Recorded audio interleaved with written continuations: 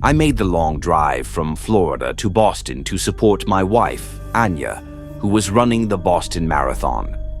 Flying wasn't my thing, so I decided to take the trip in my Porsche 911, making the drive as enjoyable as possible.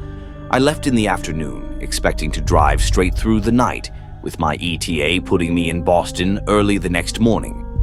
I preferred long drives in one go, fewer stops, more progress. Most of the drive was smooth. The highway stretched out for miles with only the occasional car passing by. It was peaceful at first, the hum of the engine and my playlist keeping me company, periodically recording clips on my phone for my Daily Driven Porsche channel on YouTube. But somewhere deep into the night, on an empty stretch of highway, things took a turn.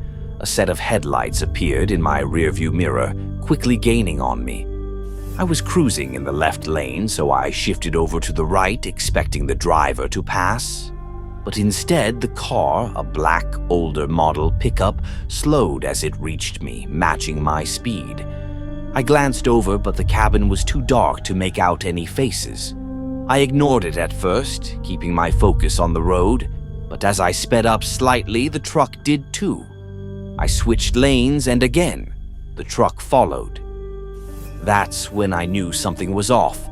The pickup suddenly accelerated and cut in front of me, forcing me to hit the brakes hard. My tires screeched against the pavement as I fought to regain control.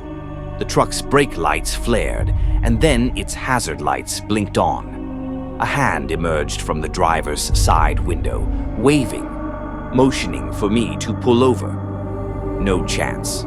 I swerved into the left lane and floored it. The Porsche roared as I pushed past 100, trying to put as much distance as possible between me and that truck. For a moment, I thought I had lost them. But then, the headlights reappeared in my mirror, speeding right behind me. Panic set in. There were no other cars around, no exits in sight. Just endless dark highway. The truck kept closing the gap, its high beams flashing, nearly blinding me. Then, without warning, the pickup shot past me, swerving into my lane just ahead. Again, it slammed on the brakes, forcing me to react. I veered hard to the side, barely avoiding a collision. I laid on my horn, but it was useless. They were playing a dangerous game, and I was the target. I spotted an upcoming exit and took it without hesitation. My heart was pounding. As I reached the stoplight at the end of the ramp, I dared to glance in the mirror. The truck had followed. It pulled up beside me, idling at the red light. My hands clenched the wheel as I turned my head. The window rolled down. Inside, 3 figures sat motionless. They wore white masks, expressionless, hollow-eyed, like something out of a nightmare. They didn't speak, didn't move, just stared. That was enough. I ran the red light. Tires screeched as I tore down the main road, finally seeing the lights of a gas station and a few late-night cars. The truck didn't follow this time. It just sat at the intersection watching me disappear into the night. I pulled into a well-lit parking lot, hands shaking as I gripped the wheel. I waited, making sure they hadn't somehow doubled back. They never did.